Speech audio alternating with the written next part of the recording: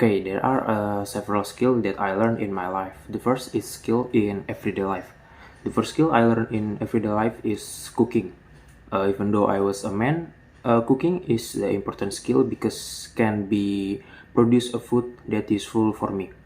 And the second skill in everyday life is driving, because I think driving is important skill for me because it can be useful for me to going to one place to another place, and it can reduce the transportation costs. And the next skill is the skill that I learned when I was a student. The first skill is public speaking.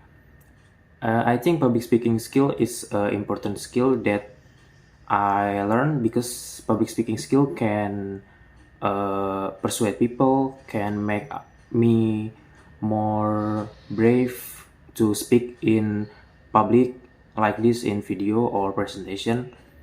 And the second skill is the money management. I think money management is useful because it can make me more wise to spending money. Next is question number 2. I have never spoken in front of many people or many people I don't know. Maybe I maybe maybe I only speak in front of the class like during presentation. I haven't because I lack confidence. Maybe in the future I will keep trying to be able to speak in front of many people. I want to feel how it feels to be able to speak fluently when dealing with many people out there. Thank you. For me, I will considering combinations of transportation options to optimize the time, cost, and environmental impact. Uh, First, I will start with trains. I will use trains from Tangerang to Jakarta. Considering the well-connected train network, this optimizes the travel time and reduce the environmental impact when compared to private cars. Then from Jakarta, I will switch to long distance buses. The buses are more cost effective and environmentally friendly when compared to a private car. The buses can take me from Jakarta to Bandung. So once in Bandung, I will explore the local transportations such as Angkot or Transmetro Bandung to get to my destinations. My solution to this problem is that your workplace should create a calming environment such as comfortable sittings, natural light, and greenery, or perhaps some game stations. The second solution is to implement wellness programs that focus on mental health and physical health, such as yoga sessions, meditation sessions, or on-site fitness facilities. But if your workplace doesn't have the funds to provide all of these facilities, you can ask your boss for day off to go on vacations. So you can relax from your work related activities and release all your stress. That's for me. Thank you. Okay, to reduce the pollution in Jakarta, I think the high awareness from government and people in there is the best way to reduce the pollution in Jakarta. From the government, they can implement several policy that can be reduce pollution in Jakarta, starting from implementing work from home policy and implementing to use the transportation public only, or implementing to reduce use of vehicle and change it to bicycle.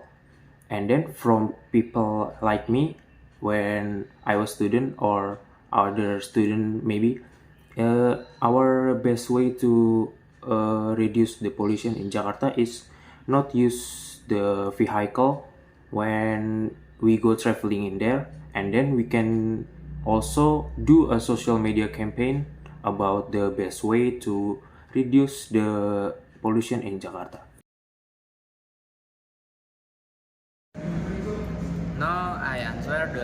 question. I would not say that I have a specific food diet, but in my opinion, I would probably say that I eat fruit salad. Why I choose it?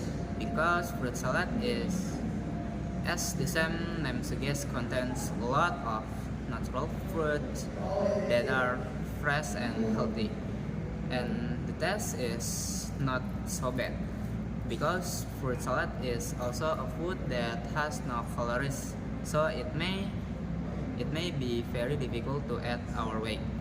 So maybe the best recommendation from me to eat food while diet is fruit salad and normal water. Thank you. Okay, the first photo is I choose photo number 1, and this photo is represent several people who have graduated from their college, and this photo also represent their happiness because they finally have graduate from their college. And despite of symbolizing the happiness in this photo, I can also see another point of view from this photo that represent a sadness. The first is they don't have more time again to hang out from each other because they have graduated from the college and they have to focus on their next own goals. And the second sadness is finally the real world was here. The real world of work and the future that full of mystery. And next, I choose photo number 3. The reason I choose this photo is because it looks like a child trying out a firefighting simulation, which is represent me when I was a kid and wanted to be a firefighter. So I think this picture is of a child learning about the things firefighters do. Maybe because he wanted to be a firefighter, or because he just wanted to know anything, and also of because of things what firefighters do are important things that can be applied in everyday life. In this photo, it's not this regular family. It was the royal family of Spain. This guy right here, his name is King Philip IV, and the lady right here, her name is Queen Letizia. So this family attended the Order of the Civil Merit. It's a ceremony held at the Royal Palace in Madrid. The Order of the Civil Merit was established by King Alfonso XIII of Spain in 1926. The purpose of this family attended this ceremony in order to recognize their personal commitment and social contribution to mark the 7th anniversary of the King's Ascension at the Column Hall of the Royal Palace in Madrid. Hey guys, I just got back from this incredible trip from Japan. It got me thinking how important and exciting is learning about the other cultures. What about you guys? Totally. Traveling is real eye-opener.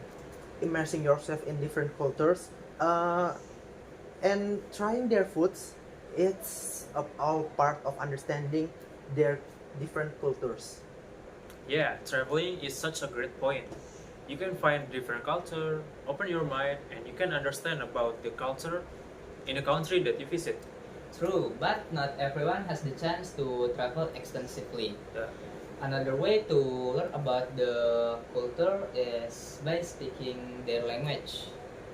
It's a direct route to understanding their tradition and perspective. That's a good point. Language is powerful tool for cultural understanding. By learning another language, you can unlock a door to a new way of thinking and communicating. Yeah, I agree too. Speaking someone else's language, it can be a positive impact for us. For the example, yesterday I have a great conversation about someone else because I understand about what they say, even though I only understand a few words. Absolutely, but beyond travel and language, there's also the importance of educating ourselves, Yeah. Okay. like reading books, watching documentary, and also even taking an online course can provide valuable insights. Definitely. Formal education provides a foundation for understanding diverse cultures. You learn about history, tradition, values, and things that shape how people behave and interact. Nah, and let's not forget about the work opportunity. Many people can work in another company or even in another country. So it's a fantastic way to immerse yourself in a new culture. Okay. That's true. Collaborating with people from different backgrounds can teach you so much about different approach and perspective. But sometimes the best learning comes from personal experience. Making friends from different cultures can give you look at their life, their celebration, and their challenge. It's a way learn. It's learn to grow each other together. And friendship offer a personal touch to cultural exchange. You can not only learn about their tradition, but you learn about their experience too. So whether it's through travel, language, work, or friendships, learning about the other cultures it's not just a luxury, but necessity in today's interconnected world. Yeah. Exactly. Every interaction, every conversation, every experience is an opportunity to learn and grow. Nah, so let's keep being open to another different country and culture from each other.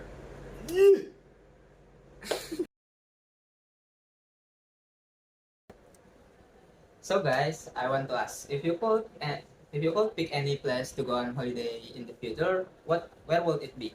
Oh, easy for me. I've always wanted to visit Turkey, you know. I know. Wow, Turkey? Yeah. That's a bit unexpected. What a draw for you. Well, I want to exploring the historical sites like Hagia Sophia and Blue Mosque. And after that, I want to try some Turkish dish like baklava, meze, dolma, and many other things. That sounds incredible, Desta. What about you, Manuel? Where's your dream holiday destination? I have got sight set on the France because I want to see the Eiffel Tower and the Louvre Museum because these two places has a good historical. Hmm, nice choice, Manuel. Well, the France is good country. It has a lot of many destinations to go. So, what's especially you draws you to it? Uh, I want to go to the top of the Eiffel Tower, like Mr. Beast, if you know. Oh, service. And I want to see a beautiful view in the top of there. How about you, Raja? Your holiday destination sounds like a dream. As for me, I have always wanted to explore the historical sites in Italy. Hmm, Italy is classic things. The art, the architecture, the foods. What specially draws you to it? Exactly, I think that's it, Desta. The history, the Renaissance art, and of course the pasta and gelato.